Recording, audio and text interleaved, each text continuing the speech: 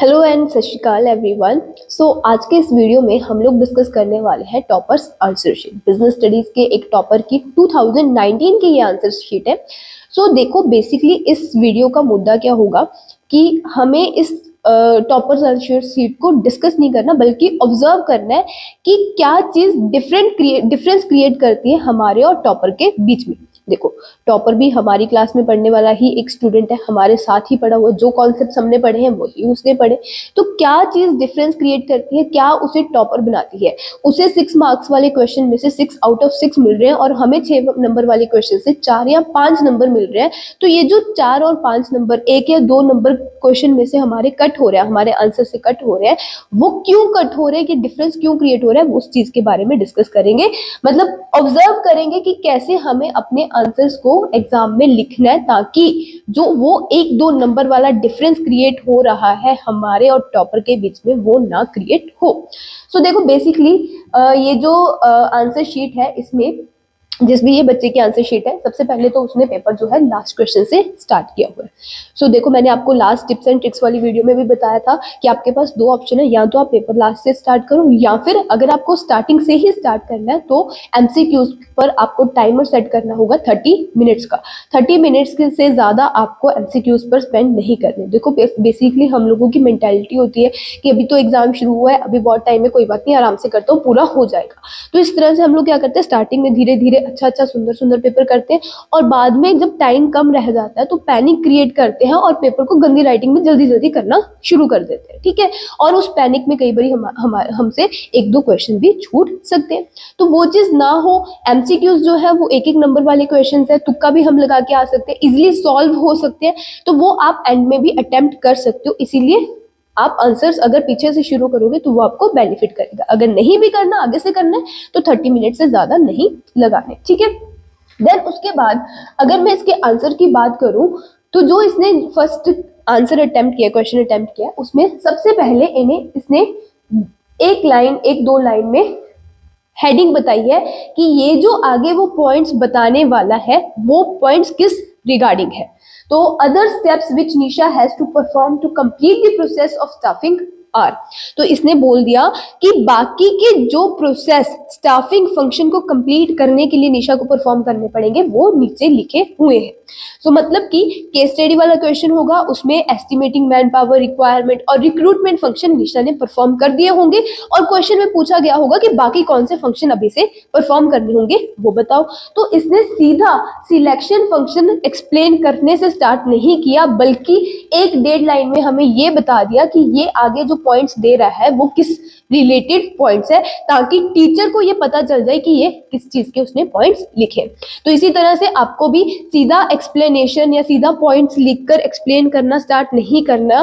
क्या चीज आप एक्सप्लेन करने वाले हो, किस रिगार्डिंग आप नीचे पॉइंटर्स देने वाले हो, उसके रिगार्डिंग आपको 1-2 लाइन में, 1-1.5 लाइन में हेडिंग बतानी है कि आप नीचे क्या चीज एक्सप्लेन करने वाले हो। जैसे कि अगर आप फीचर्स ऑफ मैनेजमेंट एक्सप्लेन करने वाले हो तो लिख दो कि features of management are explained below. इस तरह से 1-1.5 लाइन में आपको बता देना है। ठीक है, तो 1-1.5 लाइन में ये बता के देन उसके बाद आपको अपनी एक्सप्लेनेशन स्टार्ट करनी है। तो explanation step by step procedure बताना है, तो प्रोसीजर में डिफरेंट स्टेप्स होते हैं। तो इसने हर एक स्टेप को लिखकर नीचे क्या किया हुआ है, अंडरलाइन किया हुआ है, ताकि टीचर को पता चल जाए ये किस प्रोसेस, किस स्टेप की बारे में बात कर रहा है और हाईलाइट हो सके ये वाला स्टेप।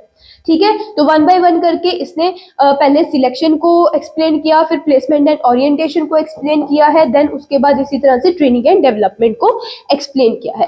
पेपर जो है वो इस बच्चे ने बहुत ही ज्यादा नीट एंड क्लीन अटेम्प्ट किया हुआ है। अगर मैं बात करूं, कटिंग्स भी इसने बहुत सारी की हुई है, लेकिन इसकी कटिंग्स भी बहुत ज्यादा नीट है। देखो मैं मानती हूँ कि एग्जाम में कटिंग होगी, मैंने भी बहुत एग्जाम्स दिए।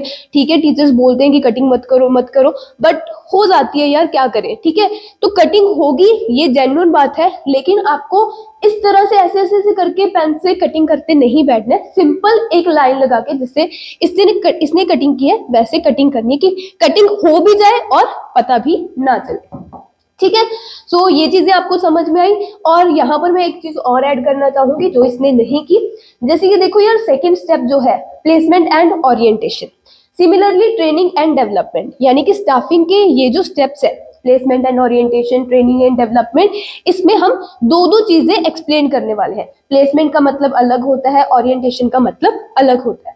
तो इस बच्चे ने भी पहले प्लेसमेंट का मतलब बता दिया यहाँ तक, और फिर यहाँ से लेकर इसने क्या किया, यहाँ तक ओरिएंटेशन का मतलब बता दिया। अब यहाँ पर आप एक और चीज कर सकते हो, जैसे यहाँ पर इसने ओरिएंटेशन शुरू किया है, ओरिएंटेशन को अंडरलाइन कर दो, या फिर ओरिएंटेशन को कैपिटल लेटर्स में लिख दो, ताकि टीचर को पता चल जाए कि यहाँ तक आपका प्लेसमेंट जो है वो खत्म हो गया। प्लेसमेंट का मीनिंग, अब यहाँ से आप ओरिएंटेशन शुरू कर रहे हो। सिमिलरली जब ट्रेनिंग एंड डेवलपमेंट एक्सप्लेन करना है, तो पहले जैसे ट्रेनिंग लिखा है तो ट्रेनिंग को कैपिटल लेटर में लिख दो, ट्रेनिंग खत्म हुआ, देन उसके बाद डेवलपमेंट यहां से स्टार्ट हो रहा है, ढूंढना पड़ रहा है कि डेवलपमेंट यहां से स्टार्ट हो रहा है, सीधा डेवलपमेंट को कैपिटल लेटर्स में लिख दो, या फिर इसके नीचे एक लाइन लगा दो। लाइन नहीं लगानी तो देखो लाइन हम यहाँ पर भी लगा के आए, तो यहाँ पर सिंपल क्या करो, कैपिटल लेटर्स में लिख दो, ताकि टीचर को पता चल जाए यहाँ से यहाँ तक ट्रेनिंग है, यहाँ से लेकर यहाँ तक डेवलपमेंट एक्सप्लेन किया हुआ है। उसे ढूंढना ना पड़े कि इसने ट्रेनिंग को एक्सप्लेन किया है, डेवलपमेंट को एक्सप्लेन किया है या फिर नहीं किया, उसे सिंपल पता चल जाए दोनों पॉइंट्स को एक्सप्लेन किया हुआ है प्रॉपर। क्लियर हो गई बात? देन उसके बाद देखो यहाँ पर भी कटिंग हुई है, लेकिन कटिंग बहुत स्मूथली की हुई है। फिर उसने सारे स्टेप्स जो है वो स्टेप बाय स्टेप मेंशन कर दिए। कोई भी प्रोसेस आ जाए उस प्रोसेस को आपको स्टेप बाय स्टेप ही क्या करना पड़ेगा, एक्सप्लेन करना होगा। ऐसे नहीं है कि आप कोई भी स्टेप ऊपर नीचे कर दो, प्रॉपरली एक्सप्लेन करना होगा स्टेप बाय स्टेप। सो उसके बाद सारे स्टेप्स एक्सप्लेन करने के बाद यहाँ पर इसके पास जगह बचती थी, इसने छोड़ दी। तो आप इस जगह को छोड़ो मत, यहाँ पर एक दो लाइनों में कंक्लूजन लिख के आओ कि अगर स्टाफिंग स्टेप पूरा करना है, स्टाफिंग का प्रोसेस पूरा करना है, तो उसमें ये सारे फंक्शन आपको परफॉर्म करने पड़ेंगे, देन ही स्टाफिंग प्रोसेस पूरा होगा। तो इस तरह से एक दो लाइनों में अपने अकॉर्डिंग अपनी लैंग्वेज में बना के आपको कंक्लूजन लिख देना है कि इस क्वेश्चन में आपने क्या चीजें बताई है। ठीक है, कंक्लूजन हो गया। देन उसके बाद फिर अगर हम सेकंड क्वेश्चन की बात करें, ओके सो जैसे हमारे पास केस स्टडी में क्वेश्चंस आते हैं कि ए बी पार्ट्स बने होते हैं, मतलब एक ही केस स्टडी में दो तीन क्वेश्चंस हमसे पूछे जाते हैं। तो ए पार्ट में मान लो आपसे पूछा गया था कि कोई चीज, कोई कॉन्सेप्ट आपको आइडेंटिफाई करनी है, जैसे कि आई थिंक सो ये जो क्वेश्चन है इसके ए पार्ट में इसको डिसेंट्रलाइजेशन कॉन्सेप्ट को आइडेंटिफाई करना था। तो हम लोग क्या करते हैं, आइडेंटिफाई करके ए पार्ट लिख के सिर्फ डिसेंट्रलाइजेशन यहाँ पर लिख देते हैं। तो आपको ऐसा नहीं करना है, आपको सिंपली क्या करना है, जैसे इसने लिखा है, जो भी क्वेश्चन में आपको लाइन बोली गई, the concept of management which help the company to diversify into many areas and branches abroad is decentralisation. तो इस तरह से आपको जो भी क्वेश्चन में लाइन बोली गई है उस लाइन को लिख के देन आपको आंसर लिखना है कि ये आपका आंसर होगा। सिर्फ ए पॉइंट लिख के डिसेंट्रलाइजेशन नहीं लिख के आना। और डिसेंट्रलाइजेशन जो चीज आप आइडेंटिफाई कर रहे हो उसको इसने कैपिटल लेटर्स में लिख दिया ताकि बोल्ड हाईलाइट हो जाए। अगर सिंपल लेटर्स में लिखता तो पूरी लाइन के साथ ये क्या हो जाता, मैच हो जाता, तो फिर टीचर को पूरी लाइन पढ़नी पड़ती। अब कैपिटल लेटर में लिखने से क्या हुआ, टीचर को पूरी लाइन भी नहीं पढ़नी पड़ेगी और इसने एक्सप्लेन भी कर दिया कि इस कॉन्सेप्ट का ये आंसर आएगा भी। ठीक है, देन फिर बी पार्ट में इसको बताने थे 5 इंपॉर्टेंस ऑफ डिसेंट्रलाइजेशन। तो सीधा इसने इंपॉर्टेंस ऑफ डिसेंट्रलाइजेशन बताने से शुरू नहीं किया, पहले हेडिंग लिखी कि किस चीज के पॉइंट्स दे रहा है, 5 इंपॉर्टेंस ऑफ डिसेंट्रलाइजेशन के ये पॉइंट्स दे रहा है। देन उसके बाद फिर इसने 1 बाय 1 करके सारी हेडिंग्स बनाई है एक एक पॉइंट्स की। सीधा एक एक लाइनों में या दो लाइनों में इसने एक्सप्लेन नहीं किया पॉइंट्स को, पहले पॉइंट की हेडिंग दी है, फिर उसके बाद पॉइंट को प्रॉपरली एक्सप्लेन किया है। तो इस तरह से इसने 5 पॉइंट्स को एक्सप्लेन कर दिया और जो भी कोई इंपॉर्टेंट लाइन थी उसको कैपिटल लेटर में मेंशन कर दिया। अब इसने क्वेश्चन को एक्सप्लेन करने के बाद डिसेंट्रलाइजेशन के 5 पॉइंट्स जो है उनको एक्सप्लेन करने के बाद यहाँ पर एक चार्ट बना दिया ताकि टीचर को पता चल जाए उसने कौन कौन से पॉइंट्स जो है वो मेंशन किए हैं। तो मेरा सजेशन यहाँ पर ये रहेगा कि आप क्या करो, पॉइंट्स को एक्सप्लेन करने से पहले चार्ट बना के आओ। ठीक है, चार्ट बनाओगे ओके, टीचर को पता चल जाएगा, लेकिन इसने चार्ट जो है वो एंड में बनाया है। तो अब एंड में एक्सप्लेनेशन के बाद यहाँ पर टीचर सारे पॉइंट्स पढ़ के आ ही चुके हैं, तो यहाँ पर चार्ट का कोई मतलब नहीं रहता था। चार्ट बनाने का क्या मतलब है कि जो भी पॉइंट्स आप मेंशन कर रहे हो वो टीचर को पहले ही पता चल जाए कि आपने कौन कौन से पॉइंट मेंशन किए, कि आपको पॉइंट्स आते थे या फिर नहीं आते थे, वो आपके टीचर को पता चल जाए। इसलिए हम लोग चार्ट में मेंशन करके आते हैं सारी चीजें। तो आप लोग क्या करो, कोई भी क्वेश्चन आता है तो जैसे यहाँ पर इसने लाइन लिखी, the 5 importance of decentralisation are, ये लाइन लिखने के बाद यहीं पर क्या करो, पहले चार्ट बना के पॉइंटर्स के नाम लिख दो, जो भी पॉइंट्स आपको एक्सप्लेन करने, देन उसके बाद 1 बाय 1 करके सारे पॉइंट्स को एक्सप्लेन कर दो। और दूसरी बात, जैसे इस तरह इसने ऐसे बादल बना के चार्ट पूरा पेज फिल किया है चार्ट बनाने के लिए, आपको इतना भी करने की जरूरत नहीं है। अगर आप सिंपल भी चार्ट बना के आओगे तो भी वो सफिशिएंट रहेगा। सिंपली क्या करो, यहां पर लिखो इंपॉर्टेंस ऑफ डिसेंट्रलाइजेशन लिख के इस तरह से आपको सिंपली चार्ट बना देना है। यहां पे लिख दो बेटर कंट्रोल, ठीक है, relief to top management.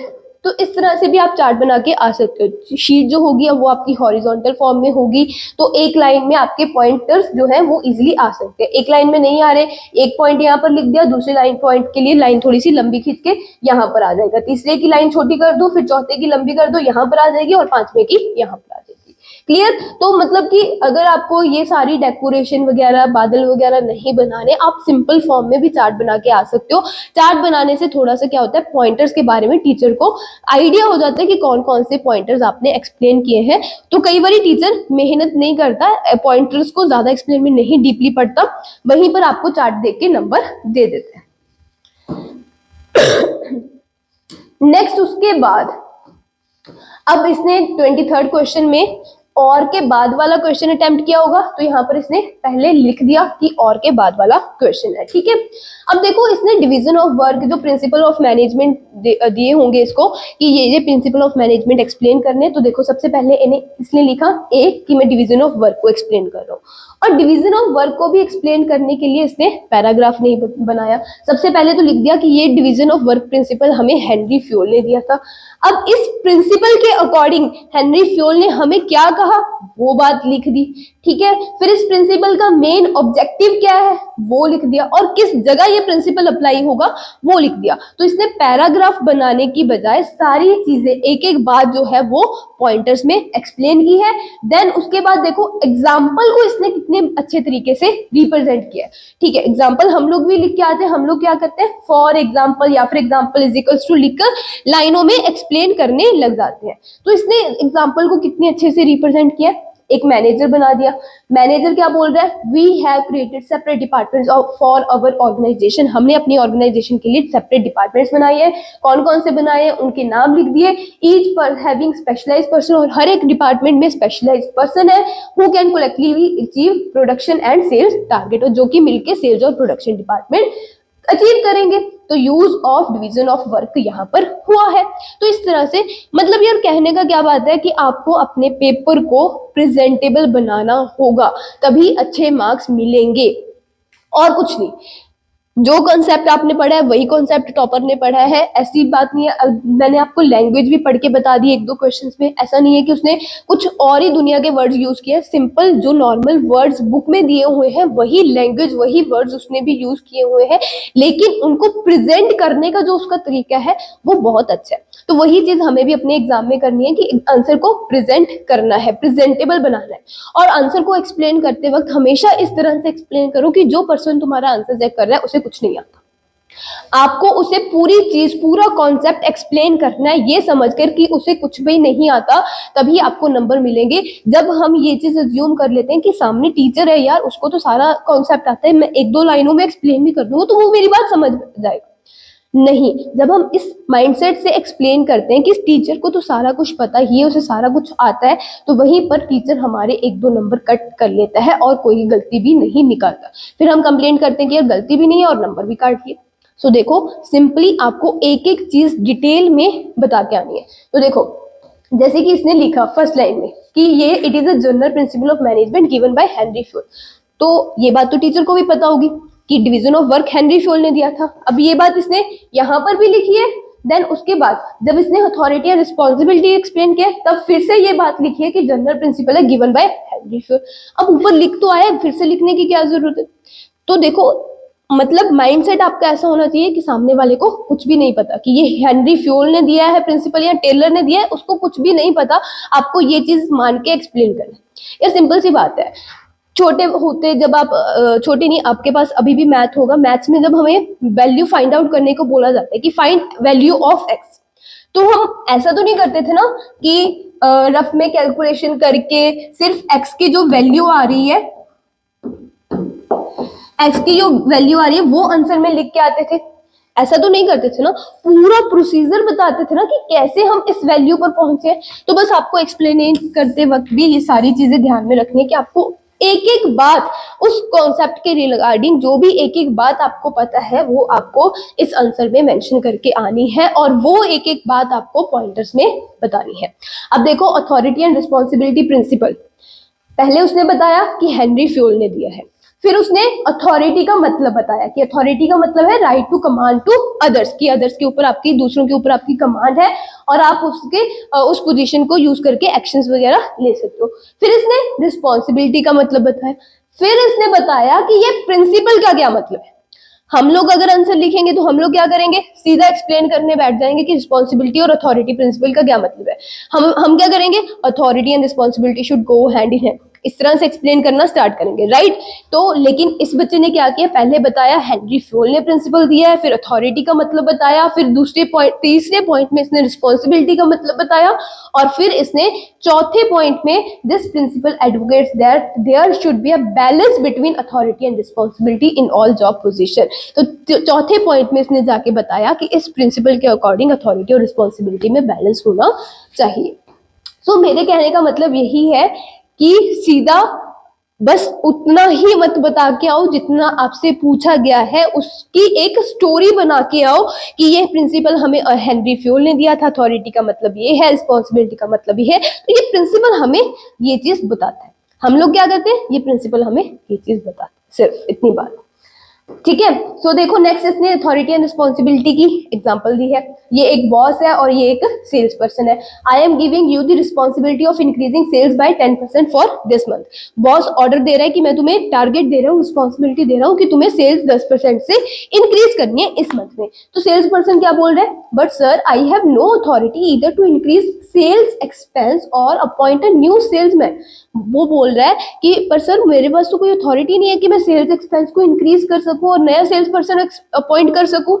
How can I achieve the target, बताओ मैं कैसे अचीव करूंगा टारगेट। तो इस तरह से डायलॉग्स बनाकर उसने अथॉरिटी एंड रिस्पॉन्सिबिलिटी का मतलब समझा दिया कि अथॉरिटी और रिस्पॉन्सिबिलिटी का मतलब क्या है। हम लोग क्या करेंगे, इसी चीज को एग्जाम्पल में किस तरह से लिख के आएंगे कि एक बॉस है, उसने अपने मैनेजर को 100 यूनिट्स बनाने का टारगेट दिया है कि एक दिन में 100 यूनिट्स बनानी है, लेकिन उसे पावर नहीं दी गई, उसे कोई डिसीजन मेकिंग पावर नहीं दी गई, उसे कमांड करने की पावर नहीं थी अपने एम्प्लॉयज को, तो वो टारगेट अचीव नहीं कर पाया। तो बताओ क्या वो रिस्पॉन्सिबल है या नहीं। तो इस तरह से हम लाइनों में लिख के आएंगे, लेकिन इसने सीधा बता दिया कि बॉस ऑर्डर दे रहा है और सेल्स पर्सन क्या बोल रहा है कि भाई ठीक है मेरे को ऑर्डर मंजूर है, लेकिन मुझे उस ऑर्डर को पूरा, उस टारगेट को पूरा करने के लिए अथॉरिटी भी तो दो, बिना अथॉरिटी के मैं कैसे टारगेट पूरा करूंगा। सो कुछ नहीं है यार, प्रेजेंटेशन की बात है कि किस तरह से आप अपने आंसर को, अपने आंसर शीट को प्रेजेंटेबल बनाते हो। और इसमें कोई भी लंबी चौड़ी बात नहीं है कि आपको कुछ अच्छी बातें लिखनी है, सिंपल आपको अपनी लैंग्वेज में आंसर लिख के आने हैं, सिंपल लैंग्वेज में लिखना है आपको। बस आपकी शीट जो है वो बहुत नीट एंड क्लीन होनी चाहिए, इसकी राइटिंग जो है वो ऐसी नहीं है कि बहुत ही ज्यादा सुंदर है, बस इसने थोड़ा सा पेपर खुला खुला किया हुआ है और जो आंसर्स हैं वो नीटली लिखे हुए हैं। कटिंग हो रही है, हल्के हाथों से कटिंग की हुई है, एक लाइन लगा के, ऐसे नहीं है बहुत ज्यादा कटिंग की हुई है। सो उसी से इसका पेपर जो है पढ़ने में आसान है और प्रेजेंटेबल लग रहा है। अगर आपकी राइटिंग अच्छी नहीं है, बस एक काम करना, पेपर को थोड़ा सा खुला खुला अटेम्प्ट करने की कोशिश करना। अब ऐसा नहीं है कि आप एक एक लाइन छोड़ के करने लग जाओ, नहीं वैसी बातें भी नहीं करनी है हमें। लाइन सिर्फ हमें एक पॉइंट जब कंप्लीट हो रहा है उसके बाद छोड़नी, जब आप दूसरा पॉइंट स्टार्ट करें या दूसरा पैराग्राफ स्टार्ट करें, पैराग्राफ तो अवॉइड ही करना जितना हो सके, ठीक है। तो दूसरा पॉइंट जब यहाँ से स्टार्ट हो रहा है वहां पर हमें एक लाइन छोड़ देनी है। लेकिन अगर आप लिख रहे हो यहाँ पर भी इसने देखो कितनी स्पेस छोड़ी हुई है, तो स्पेशियस पेपर करके आना, कीड़े मकोड़े मत मारना। क्लियर होगी। तो इस तरह से इसने डिसिप्लिन प्रिंसिपल को भी बहुत अच्छे से एक्सप्लेन किया कि वर्कर सिगरेट पी रहा था और मैनेजर उसे बता रहा है कि सिगरेट स्मोकिंग जो है वो परमिटेड नहीं है, तुम रूल्स वायलेट कर रहे हो। तो यहाँ पर इसने violation of discipline on part of worker को कैपिटल लेटर्स में लिख के हाईलाइट कर दिया। तो यार यहाँ पर मतलब कि अगर टीचर से छूट भी रहा हो ना कुछ, फिर भी नहीं छूटेगा। कई बार हम देखते हैं ना कि पढ़ते पढ़ते इतने सारे पेपर्स यार चेक करने होते हैं टीचर्स को, पढ़ते पढ़ते कोई पॉइंट छूट गया, तो इसने प्रेजेंटेबल पेपर में तो टीचर से कोई चीज छूटेगी भी नहीं और इम्प्रेस होके नंबर वो एक्स्ट्रा देगा। तो बस बात इतनी सी है कि प्रेजेंटेबल आपका पेपर होना चाहिए। देखो पीछे से शुरू किया लेकिन पेपर जो है वो प्रॉपर सीरियल वाइज करते आ रहे हैं, पहले 25, 24, 23, ऐसे नहीं कि आगे पीछे।